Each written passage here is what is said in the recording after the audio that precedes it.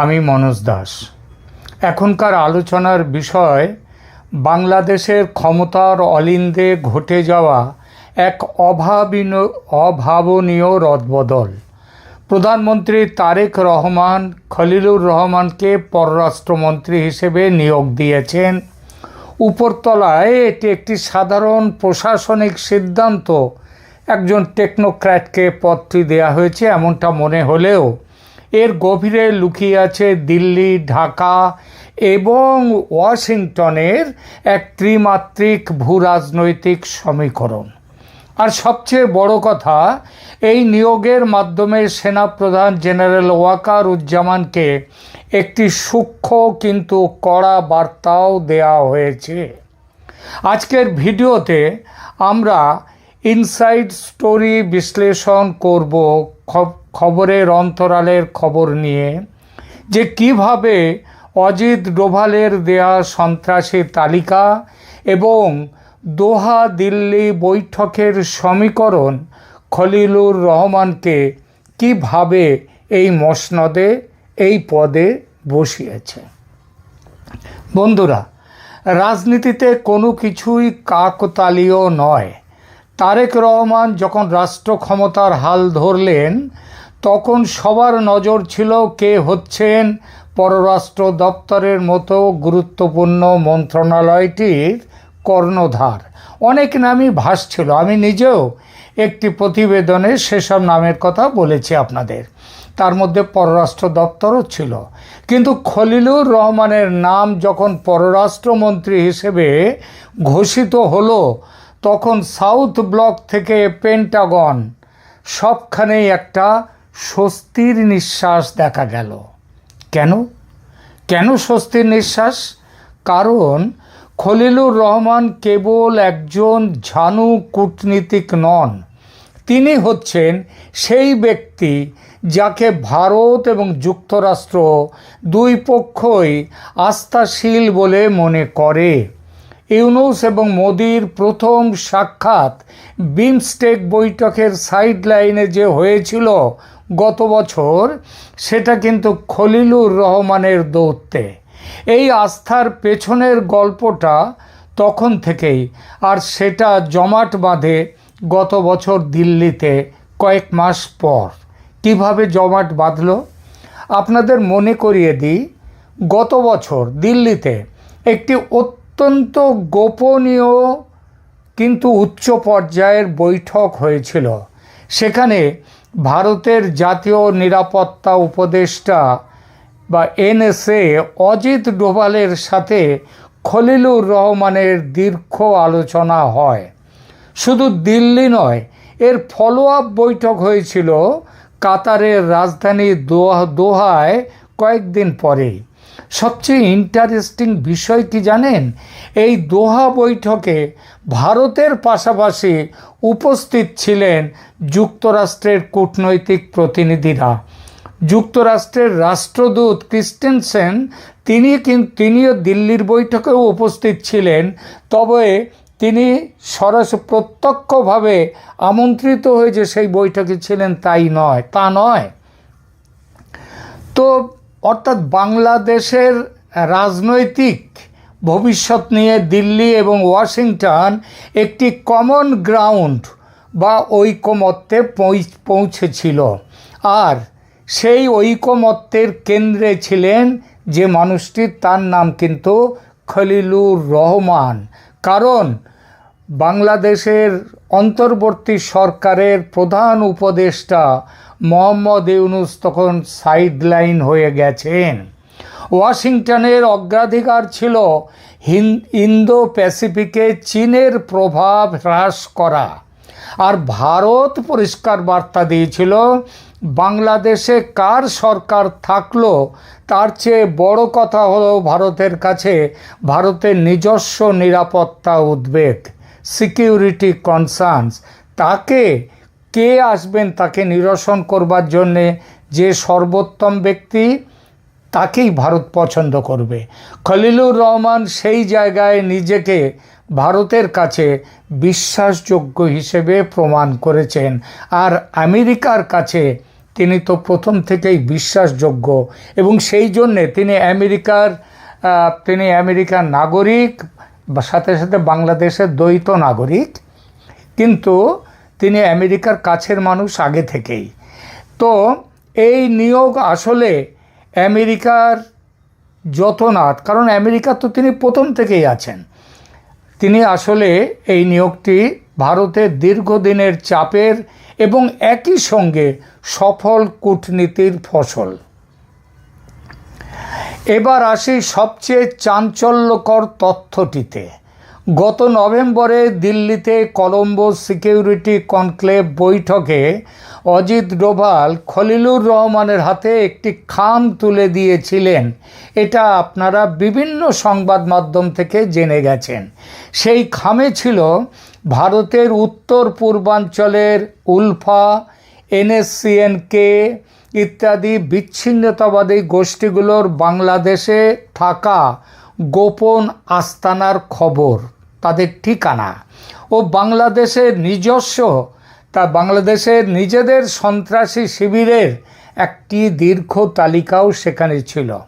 ভারত স্পষ্ট জানিয়েছিল, হাসিনা উত্তর বাংলাদেশে যদি স্থিতিশীলতা বজায় রাখতে হয় তবে এই শিবিরগুলো নিয়ে অ্যাকশন নিতে হবে। খলিলুর রহমান সেই বার্তা ঢাকায় পৌঁছে দেন এবং অত্যন্ত গোপনীয়তার সাথে কোনো বড় ধরনের সামরিক শোরগোল ছাড়াই খলিলুর রহমানের সরাসরি তত্ত্বাবধানে এবং তৎকালীন অন্তর্বর্তীকালীন সরকারের মধ্যে তেমন কোনো আলোচনা ছাড়াই পার্বত্য চট্টগ্রাম ও সীমান্তবর্তী দুর্গম এলাকায় বেশ কিছু নন স্টেট অ্যাক্টর তাদের গোপন আস্তানা গুঁড়িয়ে দেওয়া হয়, যার মধ্যে বাংলাদেশের সন্ত্রাসী গোষ্ঠীর কিছু আস্তানাও ছিল।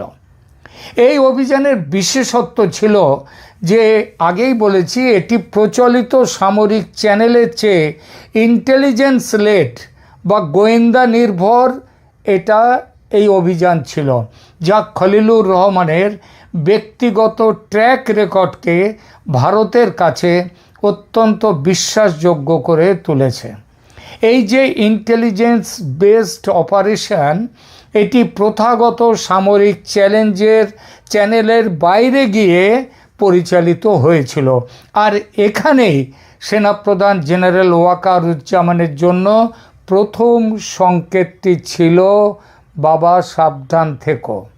সরকার বুঝিয়ে দিয়েছিল নিরাপত্তার চাবিকাঠি এখন আর কেবল সেনানিবাসে নেই, এটি এখন সরাসরি খলিলুরের দপ্তরের নিয়ন্ত্রণে থাকা ডিপ্লোম্যাটিক চ্যানেলের হাতে। খলিলুর রহমানের সবচেয়ে বড় অ্যাসাইনমেন্ট এখন একটি নতুন প্রতিরক্ষা সহযোগিতা চুক্তির খসড়া চূড়ান্ত করা। দোহাতে গত বছরের বৈঠকের পর আমেরিকা, ভারত, বাংলাদেশের মধ্যে যে ড্রাফট তৈরি হয়েছে তাতে দেখা যাচ্ছে যে বাংলাদেশ এখন থেকে আর কেবল চীনের ওপর সামরিক নির্ভরতা রাখবে না, বরং ভারত এবং পশ্চিমা দেশগুলোর থেকে সামরিক প্রযুক্তি বিনিময়ের একটি বড় অংশ এখন কিন্তু বাংলাদেশ সরকারের এবং বিশেষ করে পররাষ্ট্র মন্ত্রণালয়ের টেবিলে এসে হাজির হয়েছে। তারেক রহমান এটা জানেন এবং তার প্রাথমিক সম্মতি নিয়েই এটা হয়েছে। বাকিটা দেখবেন পররাষ্ট্রমন্ত্রী খলিলুর রহমান। এই নিয়োগের মাধ্যমে প্রধানমন্ত্রী তারেক রহমান জেনারেল ওয়াকারুজ্জামানকে একটি বার্তা দিলেন। সেই বার্তাটা কি? বার্তাটা হলো, পররাষ্ট্র প্রতিরক্ষা নীতির মূল সিদ্ধান্তগুলো এখন থেকে সাউথ ব্লক ও ওয়াশিংটনের সাথে সরাসরি ডিল করবেন খলিলুর রহমান এবং অবশ্যই তারেক রহমান। আগেও এটা খলিলুর করেছেন, তবে অফিসিয়ালি দায়িত্ব না নিয়ে, আর এবার করবেন তিনি অফিসিয়াল দায়িত্ব নিয়ে। বিকল্প সুরক্ষা ব্যবস্থা তৈরি হয়ে গেল এর মধ্য দিয়ে। সেনাপ্রধানের রাজনৈতিক প্রভাবকে ব্যালেন্স করার জন্য তারেক রহমান খলিলুর রহমানকে একটি ভূ রাজনৈতিক ঢাল হিসেবে ব্যবহার করছেন। এই একই কারণে মোহাম্মদ ইউনূসও কিন্তু খলিলুর রহমানকে সেটা হচ্ছে সেনাপ্রধান ওয়াকারের বিরুদ্ধে ঢাল হিসেবে ব্যবহার করেছিলেন। অর্থাৎ এখন ভারতের সমর্থন যদি সরাসরি পররাষ্ট্রমন্ত্রীর মাধ্যমে সরকারের পেছনে থাকে, তবে অভ্যন্তরীণ কোনো শক্তির পক্ষেই সরকারকে চ্যালেঞ্জ জানানো কঠিন হবে। এটি সেনাপ্রধানের জন্য একটি সংকেত যে আপনার কাজ সীমানা রক্ষা করা, রাষ্ট্রের ভাগ্য নির্ধারিত হবে সেটা সামরিক বা সেনাবাহিনীর কাছে নয়, কিংবা সেনানিবাসে নয়। রাষ্ট্রের ভাগ্য নির্ধারিত হবে পররাষ্ট্র মন্ত্রণালয়ের নীতি নির্ধারণী টেবিলে। এদিকে নজর দেবেন না। এতে বোঝা যায় জেনারেল ওয়াকারুজ্জামানকে অন্ধভাবে বিশ্বাস করে যে ভুল করেছিলেন ভূতপূর্ব প্রধানমন্ত্রী শেখ হাসিনা, বর্তমান প্রধানমন্ত্রী তারেক রহমান সেই ভুল থেকে শিক্ষা নিয়েছেন। আরও একটা কথা, আমেরিকা ও ভারত এই দুই পরাশক্তির বিশ্বাসভাজন খলিলুর রহমান ক্যাবিনেটের এরকম গুরুত্বপূর্ণ পদে থাকলে জামাত ও পাকিস্তানের বলয়ে যে সেনাকর্তারা আছেন, এবং বিশেষ করে সেনাকর্তা জেনারেল ওয়াকারুজ্জামান তো আছেনই, তিনি এবং তার সঙ্গীরা সরকার বিরোধী কোনো ফন্দি আঁটতে অত সহজে পারবেন না, 10 বার ভাববেন। যতদূর খবর পাচ্ছি, পররাষ্ট্রমন্ত্রীর দায়িত্ব পাওয়ার পর বাংলাদেশের জাতীয় নিরাপত্তা উপদেষ্টার যে পদটি ছিল সেটি খলিলুর রহমান ছেড়ে দিয়েছেন। তিনি রাখতেও পারেন না। অনেকেই ভাবতে পারেন এতে হয়তো তার ক্ষমতা কমেছে, কিন্তু আসল সত্যটা ঠিক উল্টো। তিনি এখন সরাসরি ক্যাবিনেটে বসে দিল্লির ডোভাল ডক্ট্রিন এবং ওয়াশিংটনের স্ট্র্যাটেজিকে বাংলাদেশের পররাষ্ট্র নীতিতে রূপান্তরিত করবেন। এর ফলে প্রতিরক্ষা মন্ত্রণালয়ের ওপরও পররাষ্ট্র মন্ত্রণালয়ের একটা নিয়ন্ত্রণ তৈরি হবে, যেটা সেনাপ্রধানের প্রথাগত ক্ষমতায় বড় ধরনের একটা চেকস অ্যান্ড ব্যালেন্স তৈরি করবে। পরিশেষে বলা যায়, খলিলুর রহমানের নিয়োগ বাংলাদেশের ইতিহাসে একটি টার্নিং পয়েন্ট। এটি প্রমাণ করে যে তারেক রহমানের সরকার ভারতের সাথে একটি সম্মানজনক কিন্তু নিরাপত্তা কেন্দ্রিক সমঝোতায় পৌঁছেছে। ভারতের চাপে হোক বা ভারতের প্রয়োজনে হোক, খলিলুর রহমানকে সামনে রেখে বাংলাদেশ আসলে একটি ব্যালেন্সিং অ্যাক্ট করছে। এখন দেখার বিষয়, এই নতুন ভূ রাজনৈতিক সমীকরণ বাংলাদেশের অভ্যন্তরীণ রাজনীতিতে কতটা স্থিতিশীলতা আনে এবং সেনাপ্রধানের সাথে এই বেসামরিক প্রশাসনের সম্পর্ক আগামী দিনে কোন দিকে মোড় নেয়। আপনাদের কি মনে হয়? নির্বাচনে জামাত জোটকে হারিয়ে বিএনপির বিপুল জয় এবং তারপর আবার খলিলুর রহমানের এই নিয়োগ, এটা কি সত্যিই ভারতের জন্য একটি বড় কূটনৈতিক বিজয়?